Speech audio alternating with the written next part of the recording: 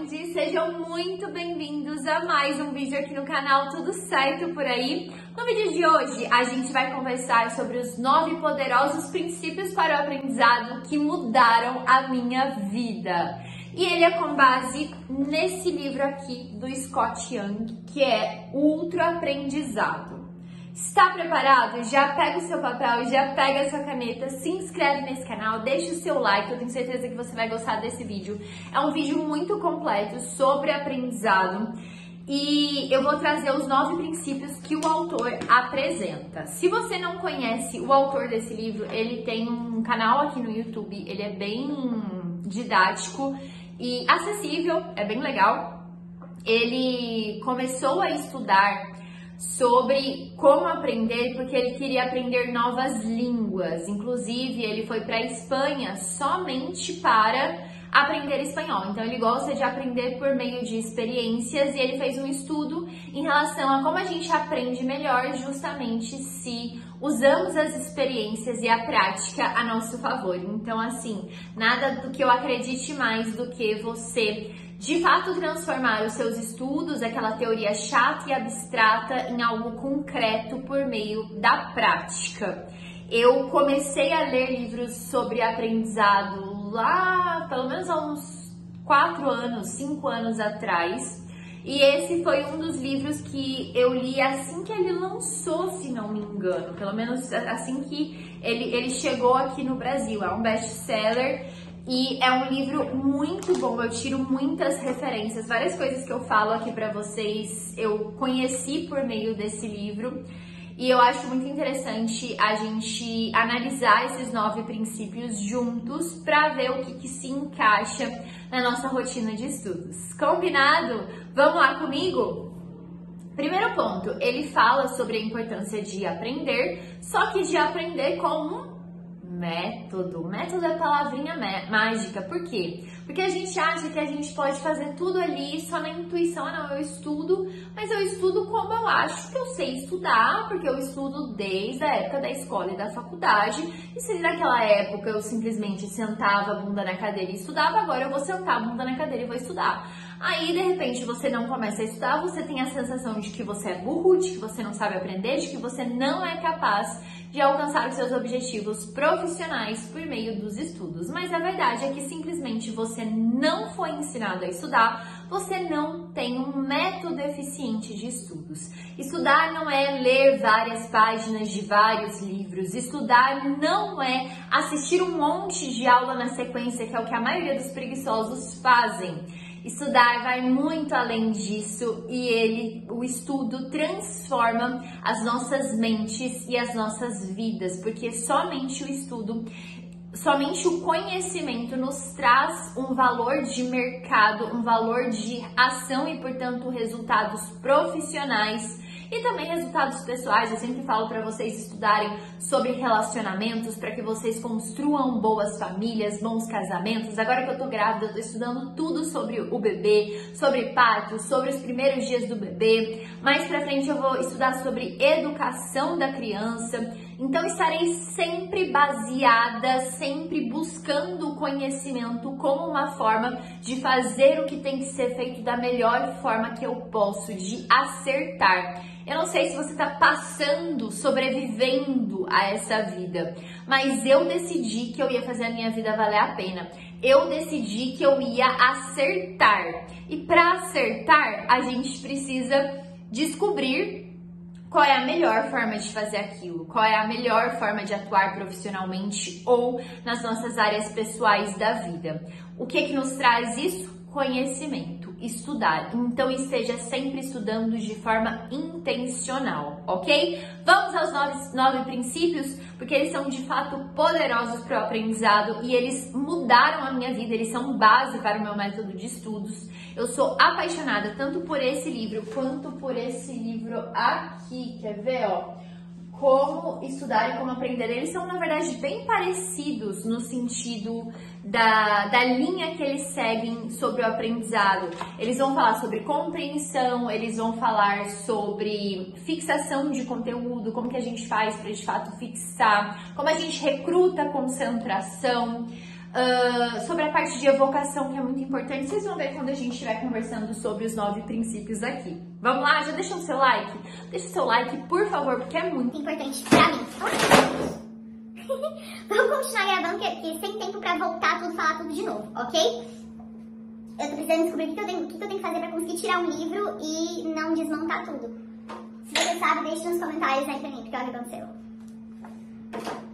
Mas vamos lá, com o cenário destruído ou sem cenário destruído, vamos seguir em frente. Porque o primeiro princípio é a meta-aprendizagem. Mari, o que seria isso? É fazer um mapa. Todas as vezes que eu tenho um mentorado novo, se você não sabe, eu atendo mentorados, que são os meus alunos que têm esse acompanhamento, esse direcionamento personalizado e individualizado. De todos os trabalhos que eu exerço hoje, esse é o que mais me apaixona, é o que eu mais amo fazer, porque eu mergulho na vida de um aprendiz e juntos a gente constrói um caminho com um passo a passo, um caminho de meta-aprendizado, um caminho em que existe um mapa. Então, no nosso primeiro encontro, eu já consigo tirar do próprio aprendiz, porque muitas vezes está aí guardado dentro de você, só que porque você está emocionalmente envolvido na sua vida, você não consegue perceber, você não consegue agir e fazer o que tem que ser feito todos os dias. Portanto, eu tiro de você qual que é o mapa do que precisa ser feito para sair de onde você está do ponto A para o ponto B. Tem coisas, obviamente, que a gente realmente não sabe, e aí eu vou te direcionar. O pessoal de concursos, por exemplo, se você estuda para concursos e quer participar da minha mentoria, eu vou deixar aqui embaixo a aplicação, porque eu seleciono as pessoas que participam da minha mentoria. Infelizmente, eu não consigo atender todo mundo e, portanto, eu escolho os mais comprometidos, as pessoas que estão incomodadas com a própria realidade e estão querendo fazer a diferença na vida, ok? E aí, eu vou deixar o link aqui na descrição para você se aplicar na mentoria e quem sabe eu não te mando uma mensagem dizendo, olha, bora, vamos fazer acontecer, vamos colocar a sua vida para andar para frente, ok? Esse mapa do aprendizado que a gente monta juntos, ele tem várias questões que fazem com que você enxergue o começo, meio e fim do que precisa ser feito, o caminho, o passo a passo do que precisa ser feito.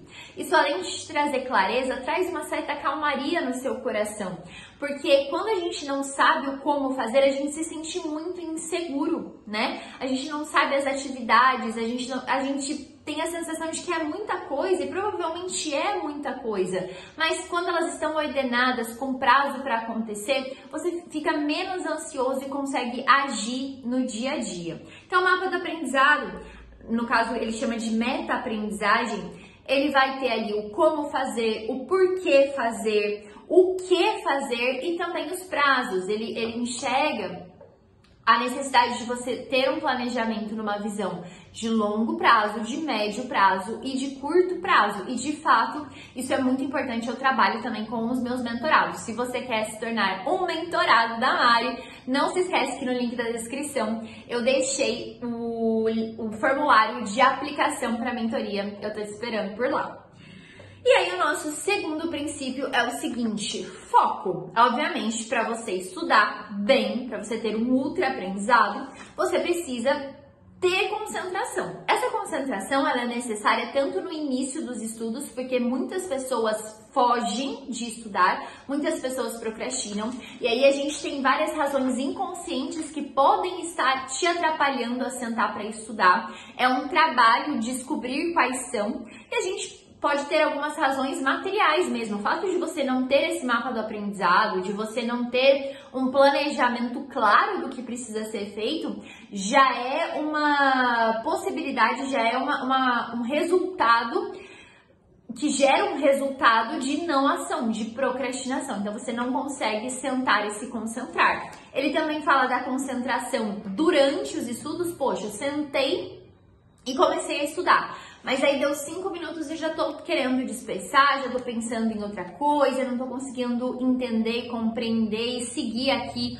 o livro que eu estou lendo. Por quê? Porque você acha que a concentração cai do céu, você acha que você, ser humano, que vive mexendo no celular e se distraindo o dia inteiro, tem um músculo da concentração que não está atrofiado. Eu sinto te dizer, mas o seu músculo da concentração, ele é um velho, ele é um sedentário e você precisa estimulá-lo como um músculo mesmo.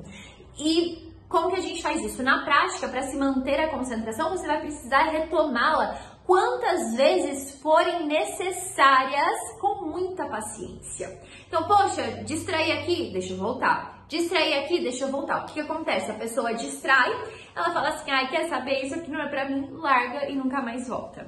E aí, realmente, não tem como te ajudar. E também ele fala sobre a concentração, o foco certo, no lugar certo, a depender da aplicação que você precisa para aquele momento. Então, o estímulo, a habilidade de ler é diferente do estímulo e da habilidade de aplicar. Assistir uma aula é muito mais fácil do que ler, então você precisa se organizar de forma estratégica no decorrer do seu dia para aproveitar a melhor concentração, a concentração certa para cada um desses momentos. Legal, né? E aí vamos passar para o nosso terceiro princípio, que é a prática direta. O que significa isso? Colocar em prática. Então, lembra que eu falei no início do vídeo que o Scott, ele foi para a Espanha só para aprender espanhol, ele ficou 1 ano morando na Espanha só para aprender espanhol, então ele viveu aquilo de forma intensa, 24 horas por dia, tanto pronúncia, quanto a escrita, quanto a leitura, tudo ele teve que fazer em espanhol, ele se forçou a praticar. E é isso que ele traz nesse capítulo, que há essa necessidade de você praticar o tempo todo se você quer gerar de fato aprendizado e não somente consumir informações e um conhecimento que não se transforma em resultados, ok? Ele também fala da possibilidade da imersão, uma imersão prática, enfim, vamos dizer que você é médico e você está estudando ali a teoria de algum procedimento que é extremamente prático. É legal você ir para um lugar em que você vive aquele procedimento. A prática, ela é muito necessária para criar um vínculo emocional também, que é o mais difícil de se quebrar e uma memória que fica ali concretizada, fixada para você. Eu gosto muito da imersão, eu vivo fazendo imersão de estudos, de projetos. A gente não consegue fazer muitas imersões diretas. Eu faço assim de 1 a 2 imersões por mês, porque elas são cansativas. Imersão é no sentido de você ficar muitas horas fazendo a mesma coisa, tá? Mas elas me adiantam muito a vida, então elas são muito interessantes. E também simuladores, né? Tudo que você puder simular, seja questão de provas, seja talvez escrever uma redação, escrever um post, compartilhar com uma pessoa, dar uma palestra para uma pessoa próxima, tudo isso é prática, certo? Vai depender, obviamente, do seu objetivo com os estudos, onde você quer chegar. Princípio de número 4, repetição. Ele não poderia faltar. Para você aperfeiçoar, para você decorar o conteúdo, você vai precisar repetir de forma frequente para a sua mente. A sua mente, ela entende que determinado assunto, conteúdo, informação é importante quando você mostra para ela de forma repetida que aquilo precisa ficar guardado, ok? Princípio de número 5, recuperação, que é a evocação do livro que destruiu o nosso cenário aqui, que é esse livro aqui, Como Estudar e Como Aprender. Quando eu falo evocação lá no Instagram, as pessoas ficam tipo assim, quê? Oi? Aliás, se você não me segue no Instagram, mari.machadof, vai lá e me segue. Lá no Instagram eu falo muito sobre evocação. Evocar conhecimento é você, sem olhar, tentar se lembrar do que você acabou de estudar, da aula que você acabou de ler, de ouvir, do livro que você acabou de ler. A evocação, ela cria um desafio desejável, é desse livro que eu tirei a dificuldade desejável, ele chama. Então, nos estudos, todas as vezes que você tiver dificuldade para se lembrar de determinado conteúdo e informação, você ensina para sua mente o caminho que ela percorre para chegar naquela informação. Então, imagina comigo que o seu cérebro é um emaranhado de neurônios, e esses neurônios juntos, né, durante o processo de compreensão, você vai juntando vários neurônios. E você precisa conhecer qual que é esse caminho dessa junção de neurônios que te leva a determinadas informações que você precisa se lembrar. É melhor que você faça isso de forma no teste ali, né, do que na hora do vamos ver. Então é melhor que você conheça o caminho que te leva a determinada informação diante de uma recuperação durante os estudos do que quando te for demandado numa palestra, numa prova e você não souber responder, ok? Princípio de número 6, retorno, feedback. Então eu pedi para alguém te avaliar. Eu tenho uma dificuldade muito grande, que é a dificuldade de vendas. Eu vendo pela internet, mas eu não gosto de vender, eu não me sinto bem vendendo. Na verdade, essa é uma dificuldade bem comum. E o que eu faço para vencer isso, além de estudar? Eu peço para uma pessoa chata falar assim, olha, você tá vendendo agora, você ficou bem insegura, agora você ficou um pouco assustada em relação a esse momento de falar essa determinada coisa na venda. Então, eu trago ali um feedback, um retorno direto para que eu possa melhorar, para que eu possa aprender a fazer melhor. Feedback das questões. Estou errando um monte de questão. Tem alguma coisa dentro do seu processo de compreensão, de aprendizado que não está funcionando, ok? Precisamos aprender a ter retorno, a nos acostumar com o feedback e com o retorno, mesmo quando negativo, porque eles nos ajudam a crescer e a aprender mais. Princípio de número 7, retenção. Não é fácil lembrar do que você estudou, então você vai precisar repetir, como a gente já falou anteriormente, que é revisar de forma frequente, procedimentalizar. O que isso significa? Você transformar o conteúdo num grande mapa mental, num grande procedimento, num grande passo a passo, que você consiga decorar aquilo, que você consiga internalizar aquilo, ok? Para a retenção. E por fim, praticar. A prática, como a gente já falou, cria vínculo emocional e, portanto, a melhor técnica, a melhor forma de você reter o conteúdo. Princípio de número 8, intuição. Nós somos seres humanos muito ligados às nossas emoções, então você precisa começar a enxergar nos estudos essa necessidade de ter uma intenção certa quando você senta para estudar e usar a sua imaginação para imaginar ali aquela teoria que pode estar um pouco abstrata e concretizar para situações práticas. Muitas vezes você precisa usar a sua intuição até mesmo para aplicar o conteúdo, certo?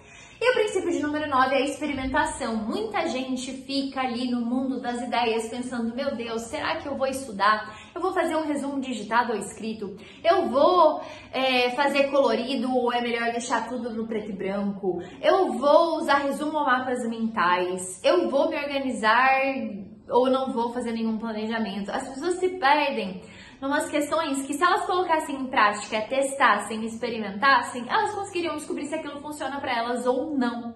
Então, aprenda a experimentar técnicas, métodos de planejamento e de estudos para que você consiga estudar de forma correta.